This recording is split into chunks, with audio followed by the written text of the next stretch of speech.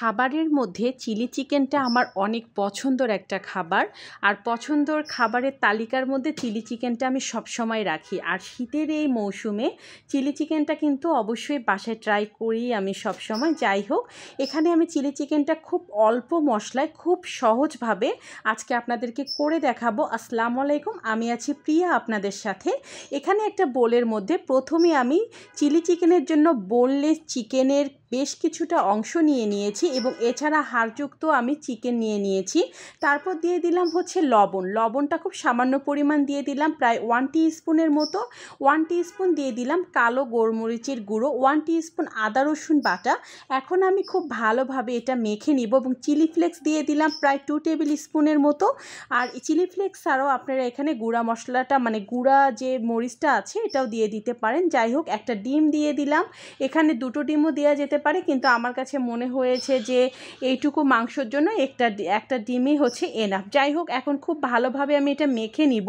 মেখে খুব ভালোভাবে নিতে হবে। নিয়ে তারপরে এখানে আমি দিয়ে দিলাম কর্নফ্লাওয়ার দিয়ে দিলাম 1/3 কাপের মতো। তারপর এখানে আমি ময়দা অ্যাড করে দিলাম প্রায় 2 টিস্পুন।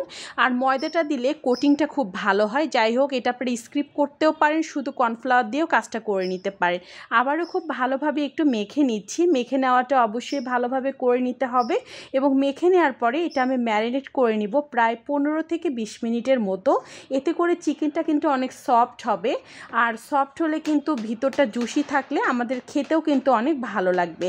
আর আমি যে প্রসেসে চিলি চিকেনটা বাসায় রান্না করে থাকি সব সময়, সে প্রসেসে আসলে আমি খুব মশলাটা কম ব্যবহার করি এবং তেলটাও কিন্তু অনেক কম ব্যবহার করি। যাই হোক, এখানে একটা প্যানের মধ্যে আমি বেশ কিছু সয়াবিন তেল দিয়ে দিলাম।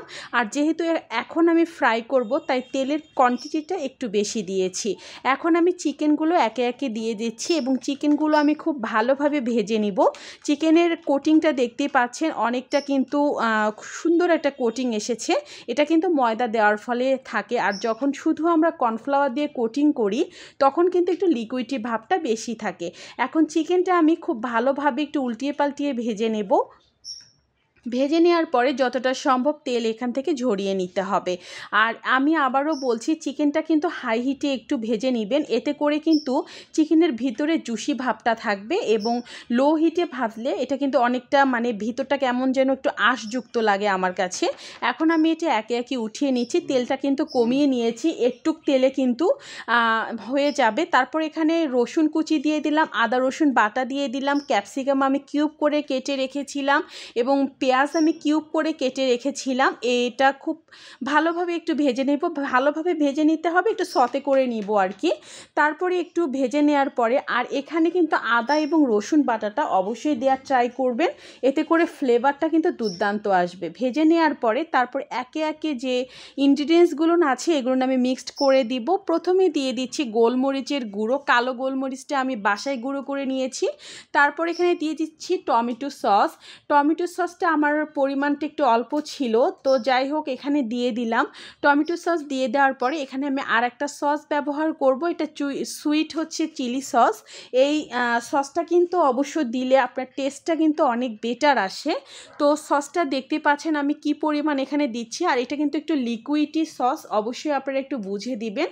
আর আমার কাছে খুব ভালো লেগেছে। এখন খুব ভালোভাবে এটা একটু কষিয়ে নিতে হবে। তারপর দিয়ে দিচ্ছি আমি ভেজে রাখা চিকেনগুলো দেওয়ার পর আবারও একটু উল্টিয়ে পাল্টিয়ে নিচ্ছি, হালকাভাবে উল্টিয়ে পাল্টিয়ে নিচ্ছি। আর এখানে তেলের পরিমাণটা কিন্তু আপনারা ভিডিওতে দেখতেই পারছেন যে খুব কম পরিমাণ তেল আমি এখানে ব্যবহার করেছি এবং সব মশলাই আমি কম দিয়েছি।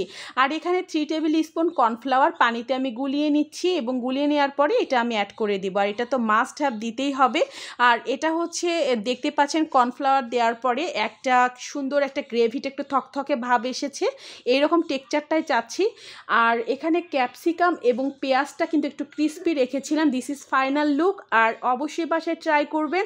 আর খেতে কিন্তু জাস্ট মানে টু গুড ছিল, আমার কাছে ভীষণ ভালো লেগেছে। আমার ফ্যামিলির সবাই অনেক পছন্দ করেছে এবং এই রান্নাটা যখন বাসায় করি সবাই একদম তৃপ্তি সহকারে খায়।